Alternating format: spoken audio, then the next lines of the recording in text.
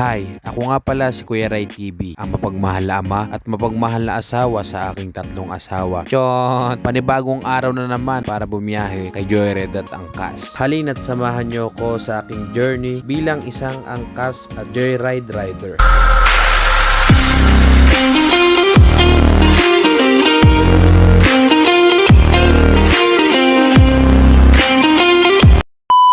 Yo, what's up? Isang magandang umaga sa ating lahat at ito ako'y nag-aayos ng aking mga dadalhin sa aking pagbiyahe. Kaya't ito kailangan natin magpabango para hindi tayo mabaho sa ating pasahero. Ito papalam ko sa aking anak at asawa. Malungkot yan kasi wala daw siyang pera. Kaya't ako'y napilitan bumiyahe. Dito dali-dali nating inayos si Lodi at inayos natin yung mga gamit nating dadalhin. Kaya tayo'y umalis agad-agad para kumita naman. Siyempre bago ang lahat kailangan natin muna magpagas ng full tank 300 para sa maghapon na biyahe. At yun, may pumasok na nga na booking Antipolo to LRT Antipolo. Kaya't agad-agad kong pinuntahan si ma'am. Ang fare pala dito ni ma'am is 200. Kaya't sinakay ko na si ma'am para mahatid ko na siya sa kanyang patutunguhan. Mabilis lang naman ang biyahe pag gantong oras. At yun, nakarating na kami sa aming patutunguhan. Halos 30 minutes lang ang biyahe namin. Unang booking ay sa app ng Angkas. Maya-maya ay may pumasok agad na booking Antipolo to Quezon City, Diliman. Kaya't agad-agad kong pinuntahan si ma'am. Ang fare ni ma'am is 128 pesos. Kaya't akin na po sinakay si ma'am para mahatid ko na siya na maayos sa kanyang patutunguhan. At yun, nakarating na naman kami na maayos sa drop-off ni ma'am. Pangalawang booking ko ay sa Angkas. Maya-maya lang ay may pumasok sa akin sa Joyride app naman. Quezon City, Diliman to Taguig. Jaco pang po. Medyo malayo-layo itong biyaheng ito. Kaya't nagbayad po agad si ma'am. 200 ang binigay ni ma'am. Ang fare ni ma'am dito is 182. Kaya't umalis kami agad para makarating sa kanyang patutunguhan ng ligtas. Nakarating na kami sa kanyang patutunguhan. Kaya't siya dali-dali na po bumaba at medyo nagmamadali dito si ma'am. Kaya't tinanong ko si ma'am kung okay lang siya makasama sa vlog ko. At sabi naman niya okay naman. Sa mga oras ito ay matagal ako bago napasukan ng booking. Halos 1 oras din ang aking inintay. Halos sa dalawang app ay halos walang pumapasok. Yun, may pumasok din sa Angkas app naman ito. Taguig to Ayala, Manila. At nang napunta ko si ma'am ay dali-dali na rin po siyang sumakay. Kaya pagsakay niya at umalis na kami. Maya-maya nakarating na rin kami sa kanyang drop-off. Halos 40 minutes ang biniyahe namin. Worth it naman, maganda naman si ma'am. Maya-maya lang kami pumasok po agad sa Joyride app naman. Ayala, Makati to Paranaque. Okay lang po nakabidyo po ako. Okay lang po nakabidyo ako, ma'am. Kaya't dali-daling sumakay si ma'am kay Lodi. At yun ay tinahak na namin ang patungo sa kaniyang drop-off. Medyo malayo itong biyaheng ito. Pero okay lang para rin sa pangarap. At nakarating naman kami na ligtas sa drop-off ni ma'am. Ang fare po pala ni ma'am dito is 206. Sa mga oras ito ay nakaramdam ako ng gutom. Kaya't dali-daling naghanap ako ng makakainan at mapapagpahingahan. Halos 1 oras din ako nagpahinga. Siyempre mahirap makbak pag busog. Baka mamaya ma-appendix pa. Gastos pa, di ba?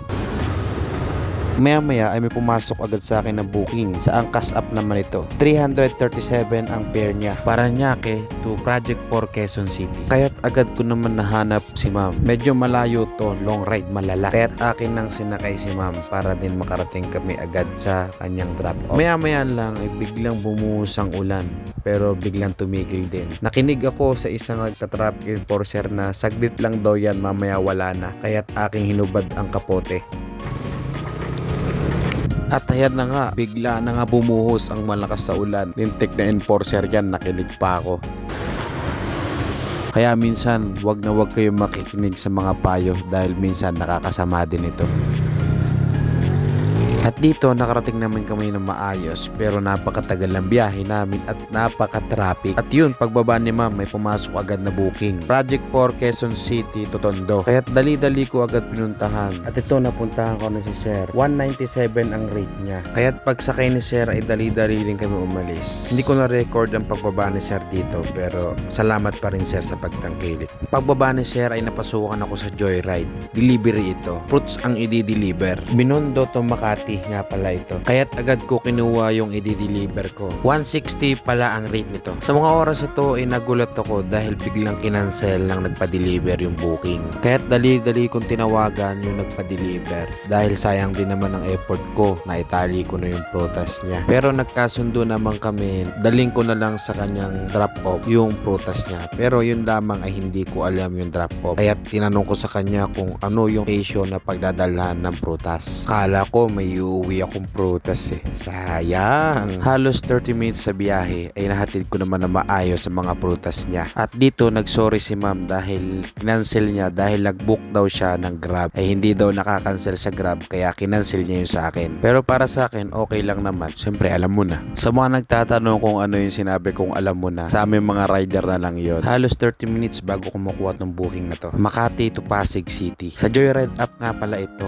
Ang fare ni ma'am is 245. Kaya't pinuntahan ko na si ma'am sa kanyang pick-up point. Mga hapon na ito siguro mga alas 6 na ng hapon. Kaya't dali-dali na kaming umalis. Sobrang traffic ng araw na to. Grabe, halos inabot ng 2 oras ang biyahe sa sobrang traffic. Kaya't nang nakarating kami sa drop-off ni ma'am, dali-daling bumaba si ma'am. Siyempre sinabi ko kay ma'am na kumaway sa camera dahil kasama niya sa vlog. Kaya shout out sa iyo ma'am. Kung mapapanood mo tong video ito, pa-like and share din naman. Kaya't sa mga oras na to, nakaramdam na ako ng sakit ng katawan at pagod. Kaya't bumili ako ng Cobra pampatibay ng loob. Kaya sa Cobra, patikid din mo sabog. Sa mga oras na to habang ako'y nagpapahinga, sobrang daming pumapasok na booking. At ito ang mapalad na aking napili. Pasig to Mandaluyong nga pala ito. Halos 110 lang ang fare na ma'am dito. Kaya't dali-dali kong pinuntahan si ma'am sa kanyang pick-up point. Maayos naman nakasakay si ma'am. Kaya't kami umalis agad-agad para makarating na mas maaga sa kanyang pupuntahan. Nakarating na kami sa kanyang drop-off at maayos naman siya nakababa at nagpasalamat sa akin. Kaya't pagbaba ni ma'am, ako'y nag-ikot-ikot para maghanap ng mga tilapia at hindi naman ako nabigo kaliwat kanan ng aking mata. Hindi po chicks yung binabanggit ko, mga ulam po ang tinitinda. Kaya't sa aking pag-iikot ay napasukan ako ng booking sa Joyride. Kaya't dali-dali kong pinuntahan agad ito. Malapit lang ito si Sir, halos 1 kilometer lang. Kaya't dali-dali sumakay si Sir kay Lodi. Agad din kaming umalis para makarating sa kanyang pupuntahan. At dito nakarating na kami na maayos at ligtas kahit na malapit at kailangan ingatan pa rin natin ang mga pasahero natin. Dito medyo gabi na at tinatamad na ako. Dito may pumasok na booking. Kahit tinatamad na ako at pagod, kinuha ko pa rin. 250 nga pala ang fare ni ma'am. Mandaluyong to Taguig nga pala ito. Kaya't dali-dali si ma'am sumakay kay Lodi. Tinanong ko rin siya kung okay lang nakabidyo ko. Sumagot naman siya na okay lang. Kaya't umalis na kami agad-agad para makauwi na siya na mas maaga. At dito mukhang mauubos ng aking gas. Kaya magpapagas ako full tank 100 at nakarating kami ng ligtas sa drop-off ni ma'am. At siya na pala ang aking huling booking kaya't ako'y nagmerienda na. Ganto po pala kumain ang pogi. Kaya't hanggang dito na lang. This is Kuya Ray TV. Maraming salamat sa panonood.